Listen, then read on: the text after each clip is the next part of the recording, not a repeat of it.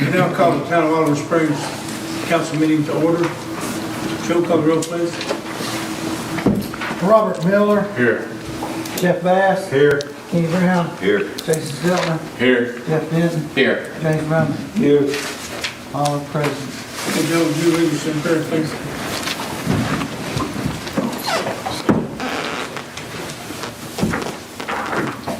Our Father, we come tonight and we pray that you will bless these men in this town, that you will give us wisdom.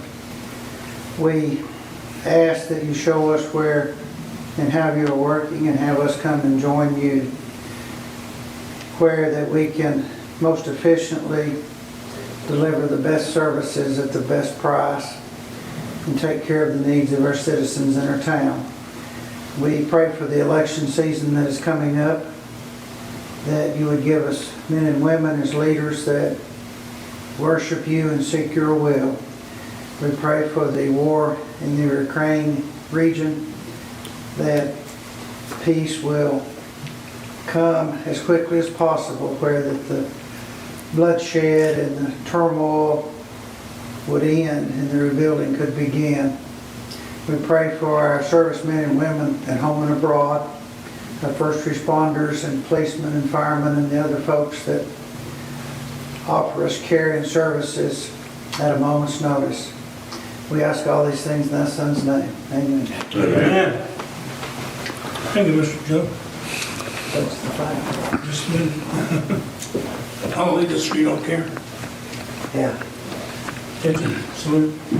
I pledge allegiance To the flag of the United States of America and to the republic for which it stands, one nation, under God, indivisible, with liberty and justice for all. Thank you. I didn't turn around on purpose, but I sit down on purpose, I guess. Still, you get pushing off on these, and it's easier if I turn around, but should have done that first time about it, right?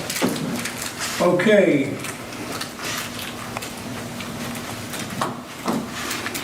Need to approve the minutes from last meeting. I'll make the motion. Got a motion, need a second? Second. Motion and second on the minutes. Any discussions, deletions, additions? Need correction. Okay? On the second page, comments from town council members, second paragraph, Second page, second paragraph, okay? where it says that, on behalf of Mr. Clark, the Public Works Director for the City of Kingston, I thank the town for the donation of the old, it should be traffic lights instead of street lights. Yeah, so that would be better. Okay? Nothing else? That's one thing I found. Anybody else have anything you want to do on that? Okay? Got a motion, got a second? We got a motion and a second, right? Mm-hmm. Anybody else have any comments? Call the roll, Joe. Robert Miller, Yes, sir. Jeff Bass, Yes. Kenny Brown, Yes. Jason Stiltner, Yes. Jeff Denton, Yes. James Brumman. Yes. Passed. Okay, delegation from citizens. You have anything to say? Any citizen here that wants to talk? Ms. Fox, you got anything to say? Oh, I got plenty to say. You're smart. Nothing I need to share. with you all. Okay. Okay. I'll cross that off. Okay, I'll have a few things to say. On our thing we thought, all the mayors in Tennessee signed, I think, except maybe one, going to the governor for some money and back taxes and sales tax. That failed to get in on time, but they promised it to be next year. It says late yesterday, the Tennessee State Senate and House adopted a budget and appropriation for the fiscal year 22 and 23. The agreement adopted does not include funding to restore the historic sharing of state sales tax with cities, nor does it after the single article cap to allow for local governments to realize more local option sales tax revenues. So basically they said they'll try real hard and they'll have it in next year, and we should just get another year added to our back pay on that. And the list of names is available, if people want to see them, I have them, but, here. I have another one here, and I don't know if Chief wants me to comment on this early or not, but I'm going to. I didn't ask for permission, but I think he'll give it to me. This letter came from the chief of the training committee for the TCAP, TACP, and your TCAP training committee pleased to announce you have been selected to receive one of the State Tennessee's Office of Criminal Justice Planning, OJCP, OCJP scholarships as provided by grant of the TCAP. This is the same opportunity to provide your funding for your attendance at the conference October 15th, 18th in Dallas, Texas, and will include funding for the following. It lists what they'll furnish.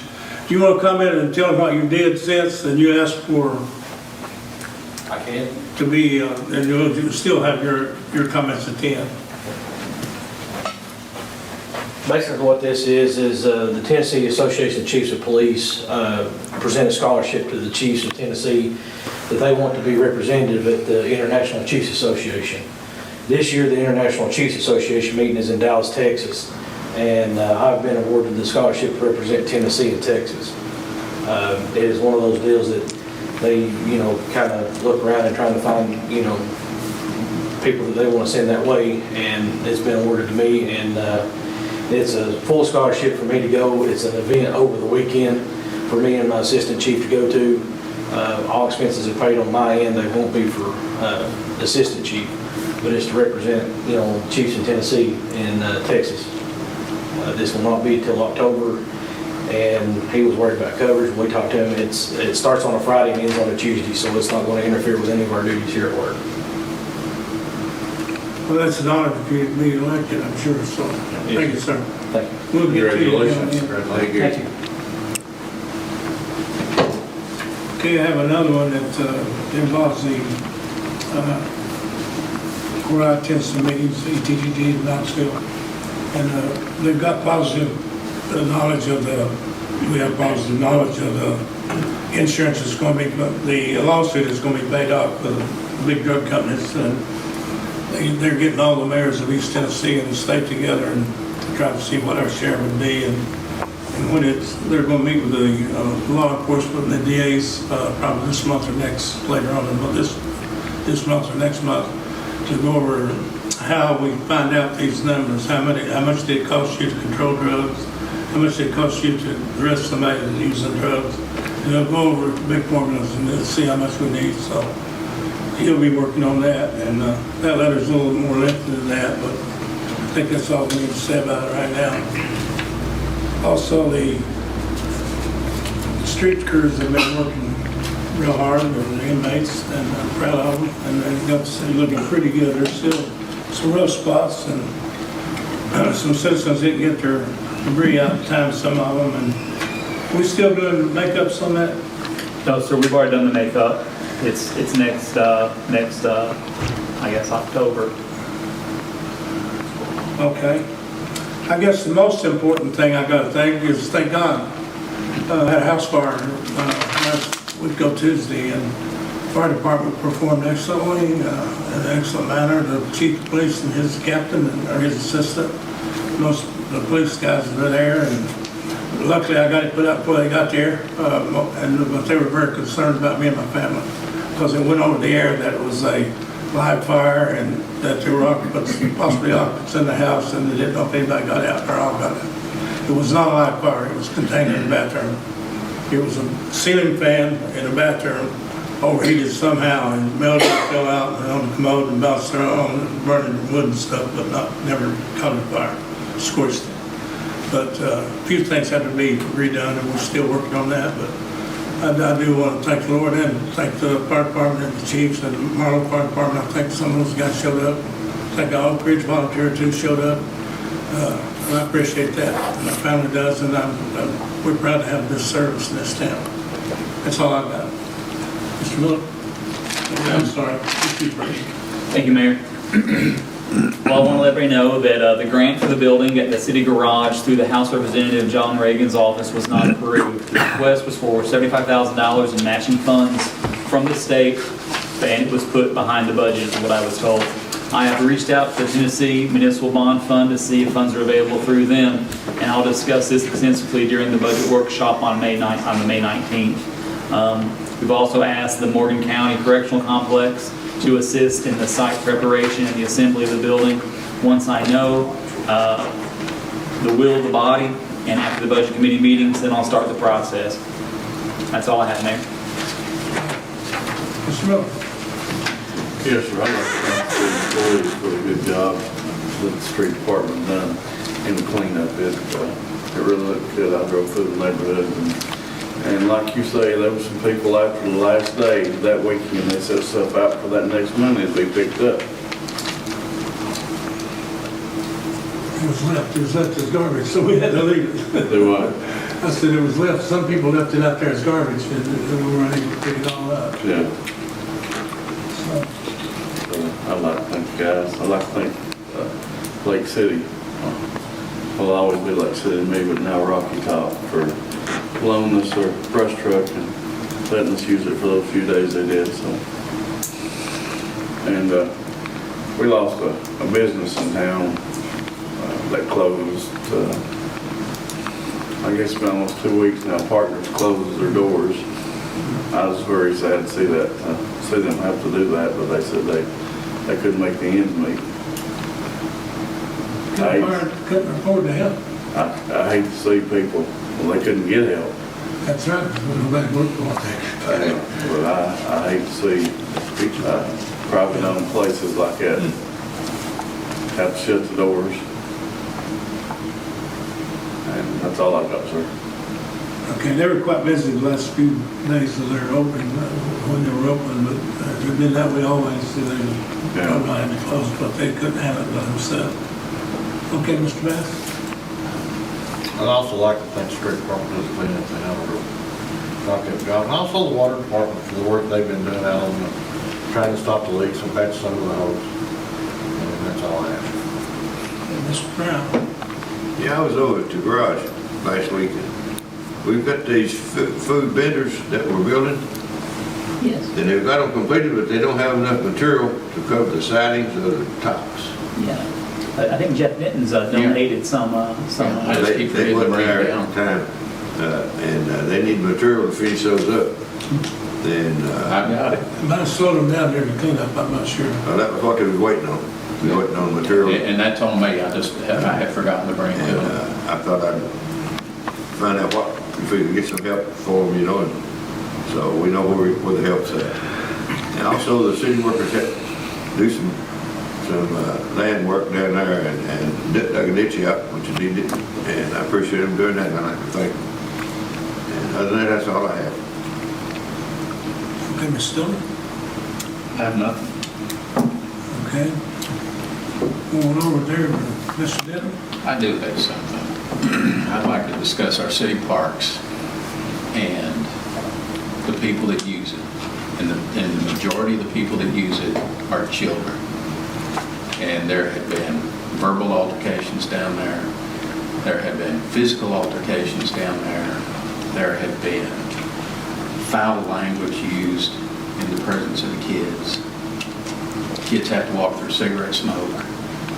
I would like to see us draft an ordinance, and it's a shame that we have to do this, about adult behavior down there.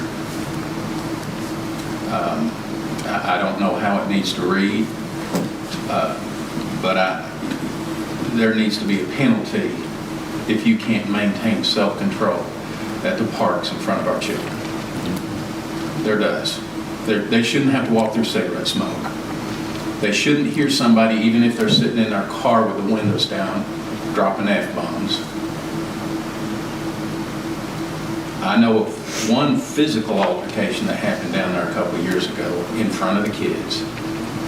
If you can't maintain self-control, you don't need to be at the parks where our kids are. We're trying to raise these kids to be model citizens, not hoodlums. So I'm making a motion that we draft an ordinance about behavior at our parks to include no smoking. Okay, is that a motion? That is a motion. Need a second? I'll second. Got a motion, got a second, any more discussion? We did that a year ago, didn't we? With the lights.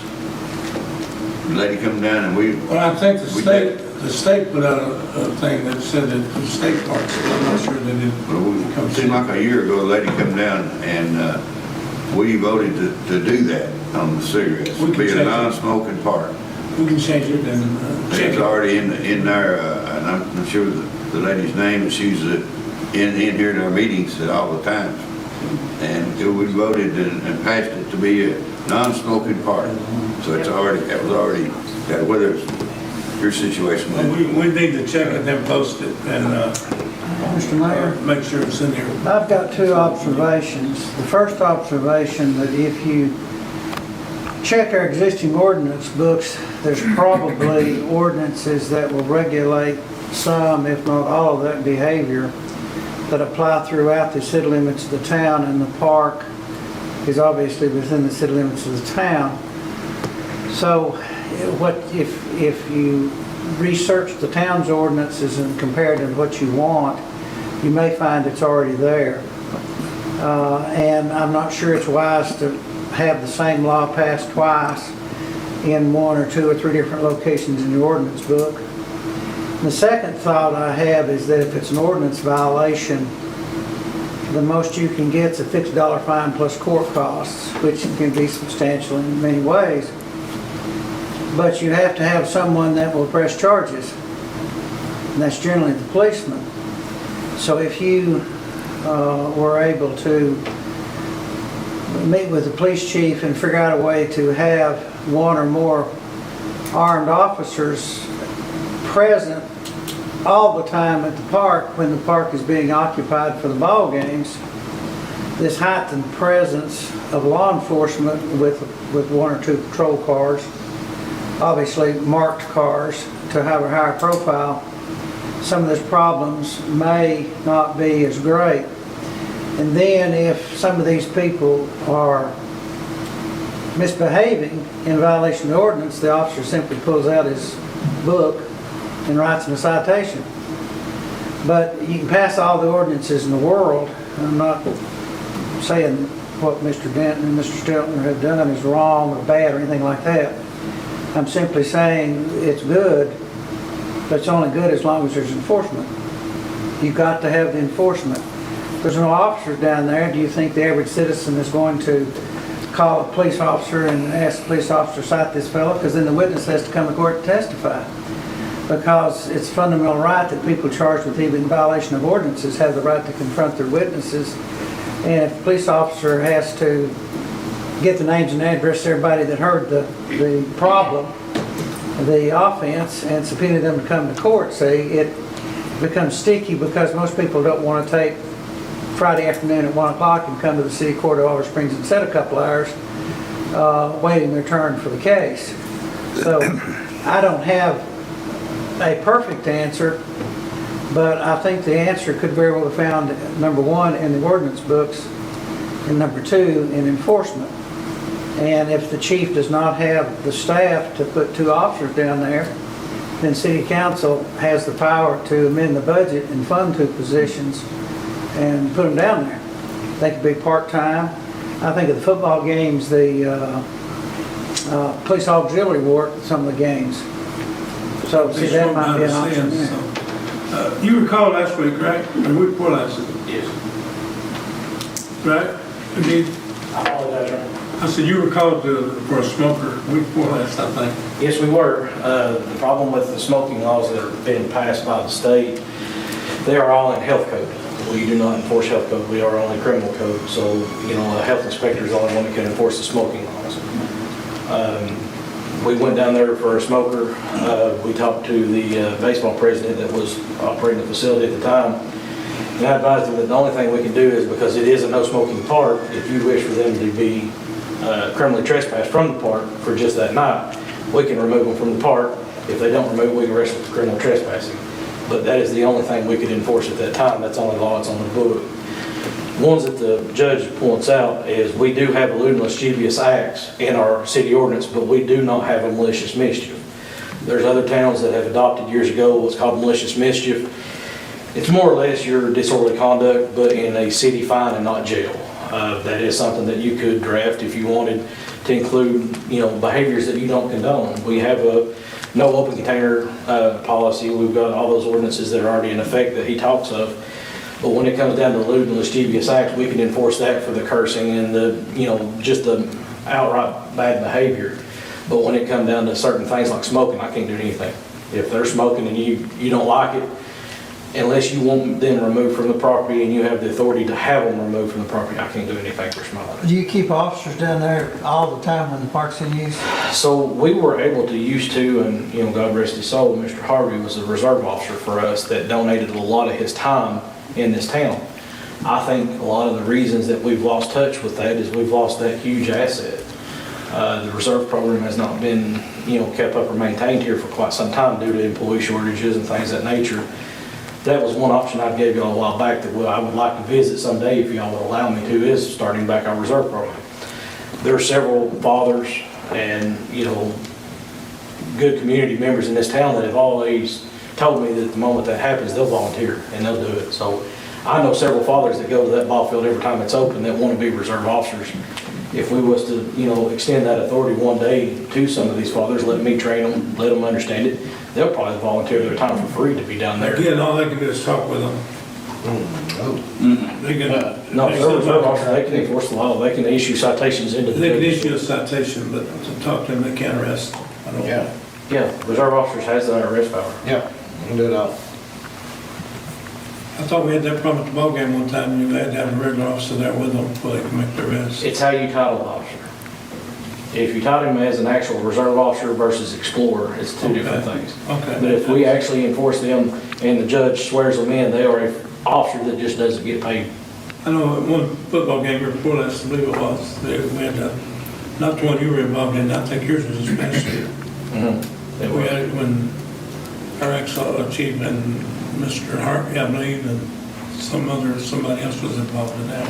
And the reserve officers have police cars this morning too, don't they? I went down there today, to 2 days, I stayed down there most of the day, 2 days.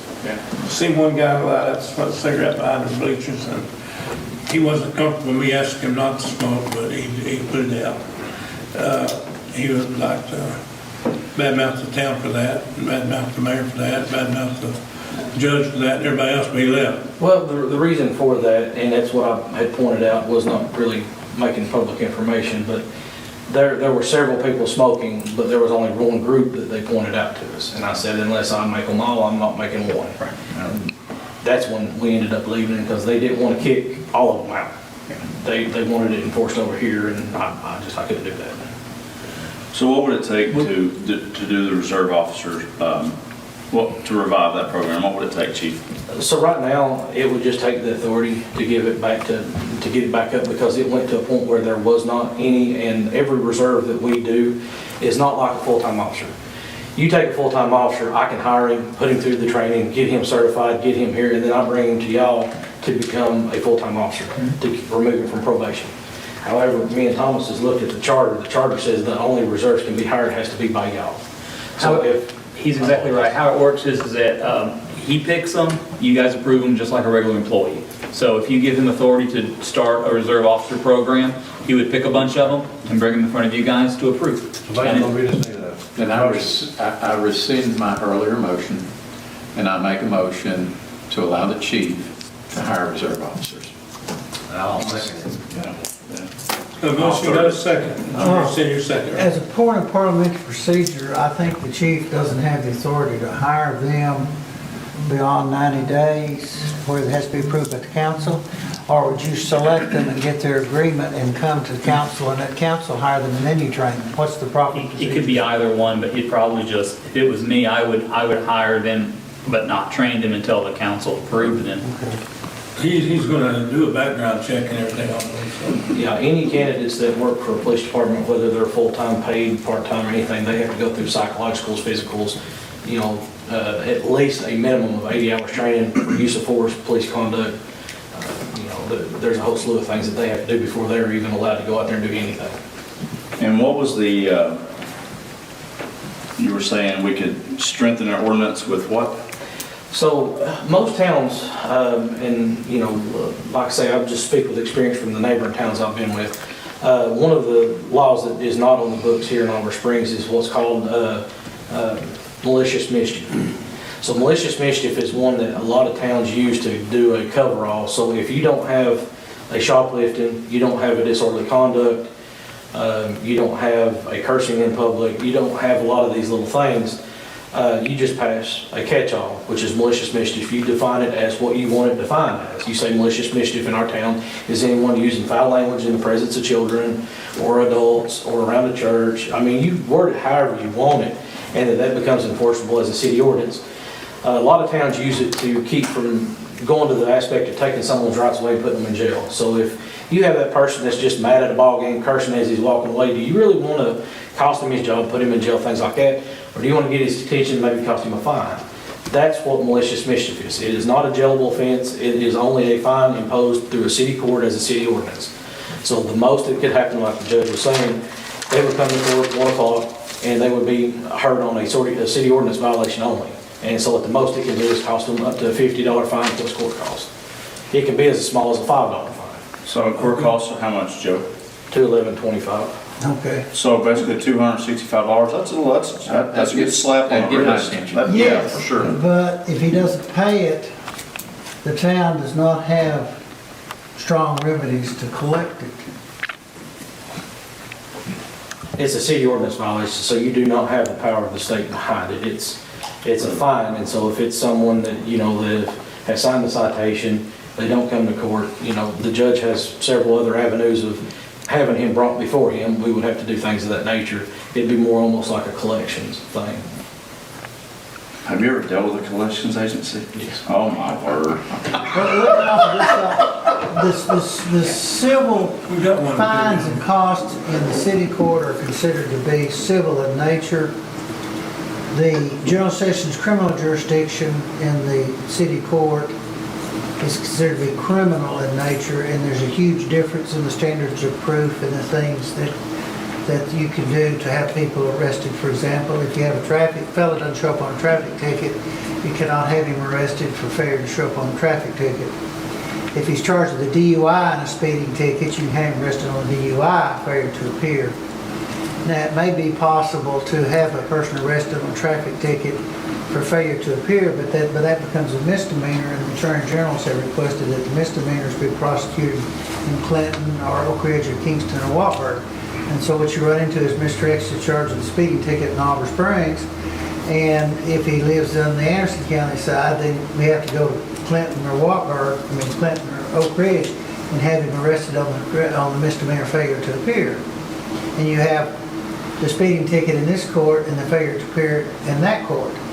Officers are traveling to Oak Ridge or Clinton to prosecute the case, and they're not available to be within the town to enforce the law. There are remedies, but they're time consuming, and the chief has to, along with me as judge to a degree, we have to try to figure out how to best use the resources we have to get the best result, because, you know, we could go after a lot of people and do nothing but chase these people who don't show up for court, and then the speeders and the other drug people that do business in the city that need to be arrested would not be arrested because they don't have the manpower. So if we pass an ordinance on malicious mischief, and we post a sign down there at the park that says, if this happens, here's the cost. You can post that, yes, but as Chief said, the reserve officer or the police officer has to write Mr. X a citation and have him come to court on a given day. And then if he pleads guilty, then there could be a fine and cost. If he pleads not guilty, we have a hearing. I'll bet with the officer's presence down there, a lot of bad behavior will just go away. For sure. I agree. I would think so, because you have one, you know, they could work the crowds, and, you know, you have your officer, you have a place for the police car to park in a prominent location where everybody sees it.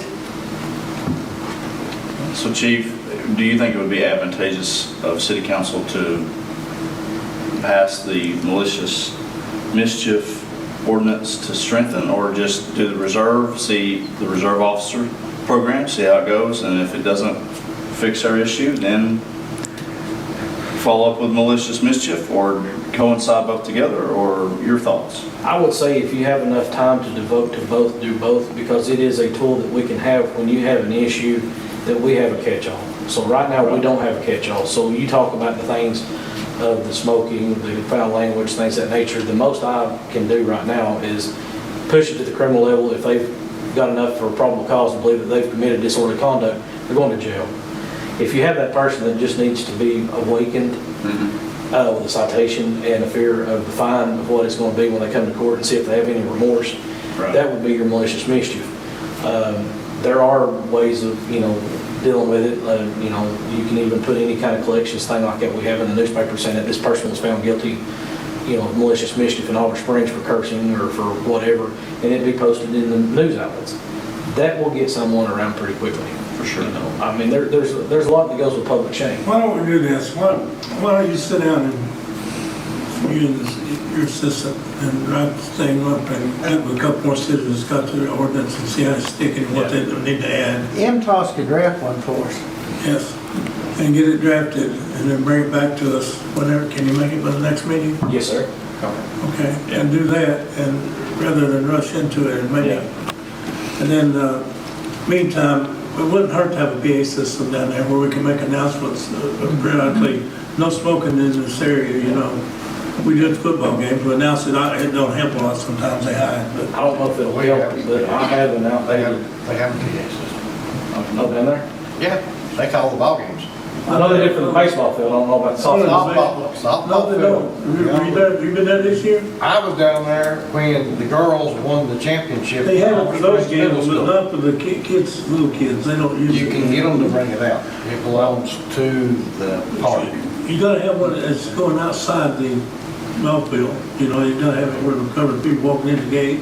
Well, we had one donated to us a while back, a portable one that I have at the office that we do not have use for. We have them in every one of our patrol cars. So I would not have a bit of problem donating that. If Yeah, y'all but the guy- are okay with that. The guy that's in charge of the concession stand probably might make that announcement. It's usually one of the officers in baseball organization. We can get it to them, that won't be a big problem. Okay. Thank you, Chief. Yeah, I got a question. Yes, sir. We've got a park here in Oliver, but we also got Norwood. How do they handle our situation? Oh, Lord. They don't. They don't. They don't? No, so the problem we've had with Norwood, we've had to go and shut their field down 2 or 3 times just this past year. They do not hire officers, they do not have outside security, they handle it in-house. They have had their privileges revoked twice now over fighting, stabbings, everything that they've had out there. It's a fact. They have been ordered by the school system because the Anderson County School Board is the one that runs the field and owns the fields. And over this last revocation, they had a meeting and says that it is mandatory for them to have at least an Auburn Springs or an Anderson County officer there at all times for any games. Anderson County Sheriff's Department has refused to send any officers, and they said they will not because of the issues there, that it needs to be dealt with more swiftly.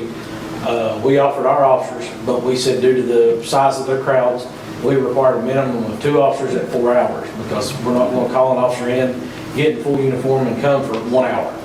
So he needs to be paid for a minimum of 4 hours.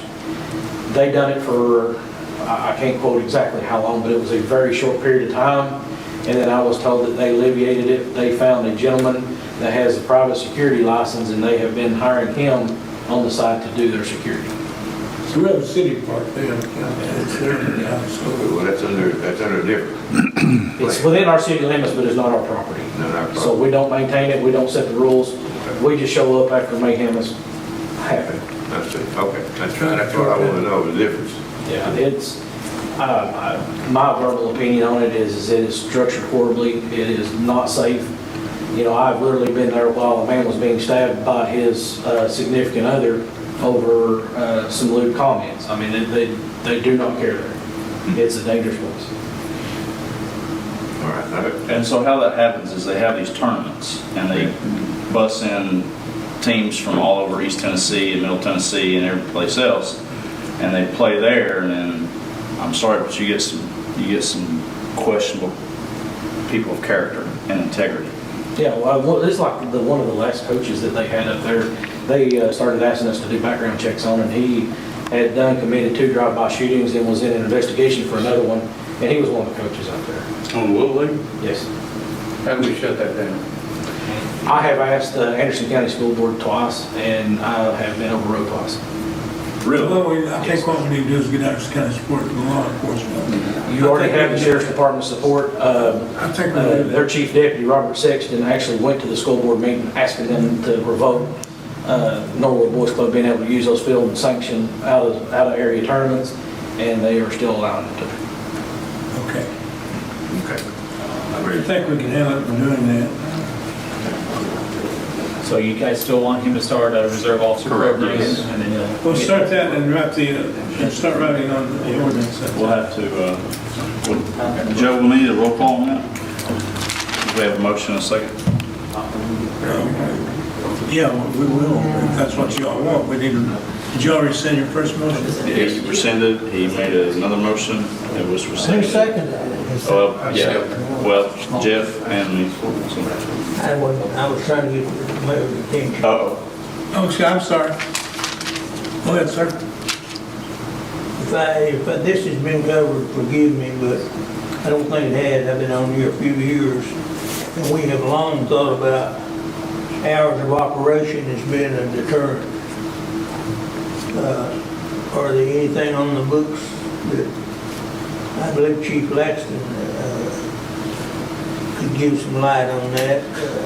Bad stuff happens, what, from 12 a.m. to 6? You're talking about closing the park. Closing the park. Yeah, we do that now, I hope. Yes, so the way it is right now is it's actually stated outside from, sun up to sundown. I think the hour says no longer past 9 p.m. and no earlier than, I think, 6 or 7 a.m. But what happens with the park being closed, anyone that's caught in there, we have to, basically ask them to leave. If they don't, they can be arrested for criminal trespassing because the park is closed. One of the drawbacks that we have found is when we use the gate system, that the park would get broke into because the kids that are on foot could break into concession stands, steal large amounts of candy, and we wouldn't find it broke into until the next morning because it stopped our patrol cars from being able to go in, shine lights. So by the time they seen the car pull up, unlock the gate, they were done gone. We have a good surveillance system down there right now. We have had 2 vandalisms and been able to solve both by our camera systems that we have installed there. One of the things that we had looked at was putting a camera system down there that my dispatch could monitor all the time. However, with the up in the air of what dispatch is going to look like here in another month, that's no longer an option. Because at one time we were going to have someone viewing the cameras 24/7. Me and Thomas had went down there to install a wireless modem I'd gotten to give us direct feed to it. But the camera system that's down there now is outdated. It needs to be upgraded shortly. But at the time, with now dispatch moving around, we're not going to be able to man the cameras 24/7. So we're open to suggestions of however you want it handled, sir. Thank you. As everyone knows, I live right there, and I have things, I've been awakened, and me in the house with the door shut, and obnoxious things are going on down there. Yeah, I was down there today on some, so. So I don't know. I think we need to pull up our bootstraps and do everything we can, including, I'm in favor of the motion that my friend Mr. Left. But I also think we need to, if you look out, you travel across the country, most cities do limit the hours on their, that's my opinion. I was just in a little town in Arkansas about 3 months ago, and they had it well marked that there was no passage except for emergencies on, after, I believe there was after 7 p.m. Central Time. But anyway, thank you, Mr. Mayor. You're welcome, sir. We do close the gates, we're supposed to be, and we will check, make sure that chief will it'll keep motor traffic out, it won't stop them from walking in. They'll have to go down there. When you hear something, please call. You hear, Mr. Privet? All right. Okay, where are we now? Call roll. On the motion, yes. You got the motion, Joe? Yes. Okay, call the roll, please. Robert Miller. Yes. Jeff Bass. Yes. Kenny Brown. Yes. Jason Stiller. Yes. Jeff Denton. Yes. James Brown. Yes. Passed.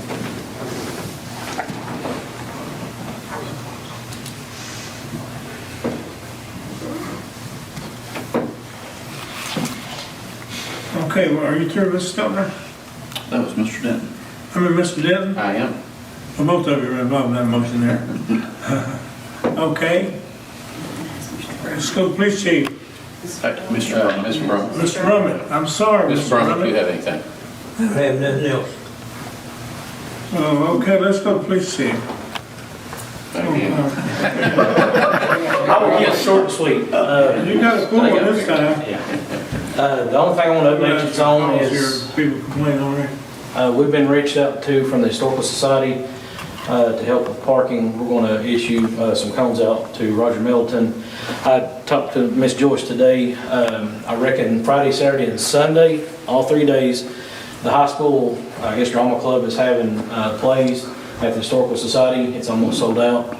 So there'll be a big turnout downtown. And then the next weekend, they're having a movie theater, movie going on there. That's cool. So we've got that. And then May 21st, if y'all still keep it on your calendars, we've got the Crafts and Car Show at the Beach Park Church parking lot. As of right now, last I checked, we're at over 65 vendors and about 8 car clubs coming. So I think it's going to be a very large event. I know last I spoke with Mark, they have a spay and neuter truck coming with the adopt a animal stuff with the Roane County Animal Shelter. They're handing out vouchers for animal shots, so I think there's going to be a huge turnout. So if you go down the boulevard, you'll see it. Cool. Thank you. No problem. Mr. Fire Chief. How you doing, sir? I'm all right. How about yourself, gentlemen? Only thing I've got point of attention is we just finished up a basic fire class being hosted at our station. That's county-wide. We had one person in that class.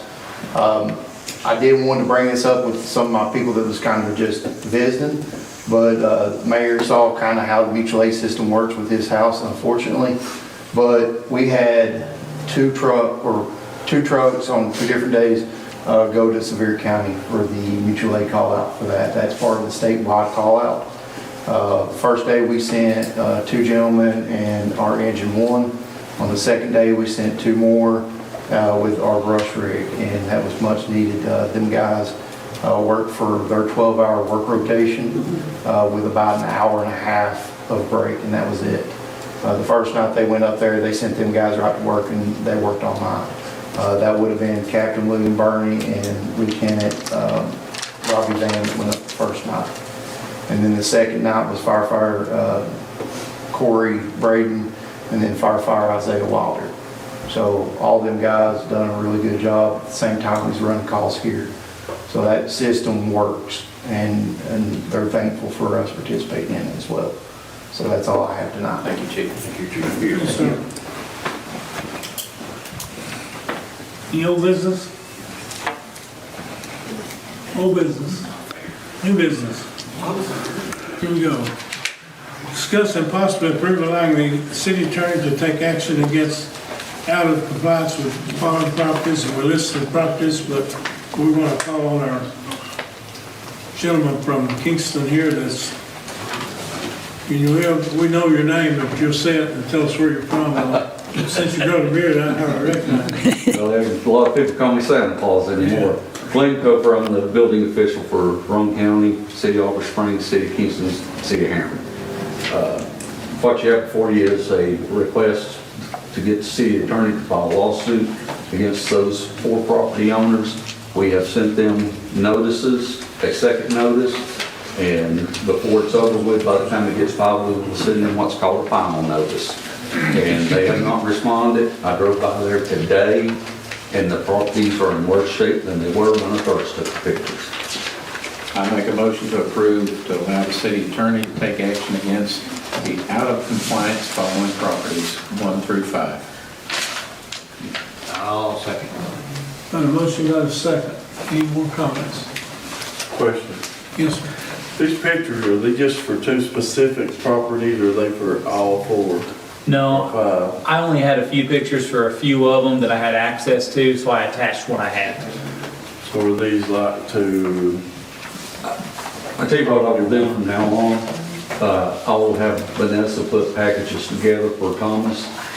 just like what we do for the county. So you'll get pictures of each specific property with the address written on it with timestamps. Thank you. You're welcome. Is this gonna be a time limit, time consuming project, or? Typically, if they show up at Chancery Court, the chancellor is going to give them the opportunity to clean their property up. If they don't clean it up, then on the report back date, we can ask for a judgment against them and for the city to be able to go in and clean it up, and then the city can place a lien on their property to pay for it.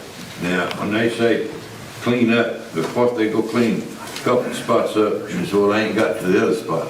They ain't gonna get by me that easy. In other words, it's gonna be the whole property. Yes, sir. And, you know, I understand what you're saying, but sometimes things, you know, improve it, you know, and you may not get to do all of it, or they get 30 days, or? If they start cleaning it up on their own, Yeah. we'll hold off on filing the suit. All right. I would rather them to have the opportunity to take care of their property, but to be honest with you, if you don't have that hanging over their heads, a lot of these folks, in particular that corner right there, they're not gonna do anything.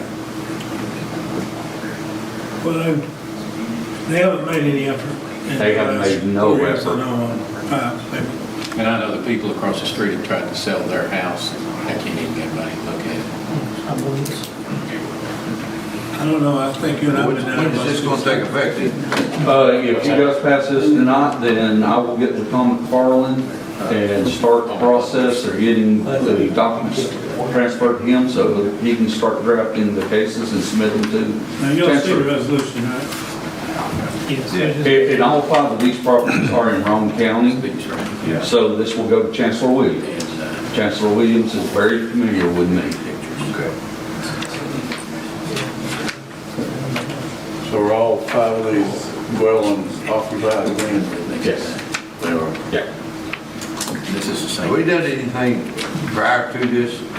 Oh, yes. And they just covered nose up, or what? We've had properties, before when I was doing all the nuisance stuff for the city, we had properties cleaned up, and we have had proper houses tore down under the codes of and ordinances of the city.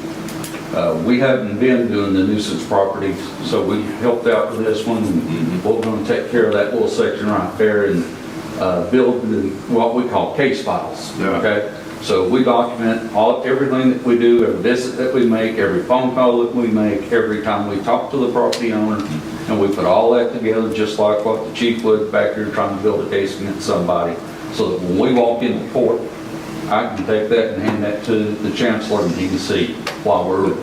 I mean, these people, these properties, have they been sent any kind of notice? They have been sent a notice of violation, a second notice of violation, and by the time this gets to the court system, they will have what's called a final notice. It's not certified. That's within how many, month, 2 months? Oh, every 30 days. Every 30 days? Yeah. So they've had property 6. These folks have actually had a lot longer than that, because Mr. Neely has tried to deal with them and stuff, and they have totally ignored him, so, guys. Time's up. Yeah. I'm sure. Well, one gentleman's even made comment that he couldn't make it to his property. So in public, he made that with witnesses, so, I'm all in.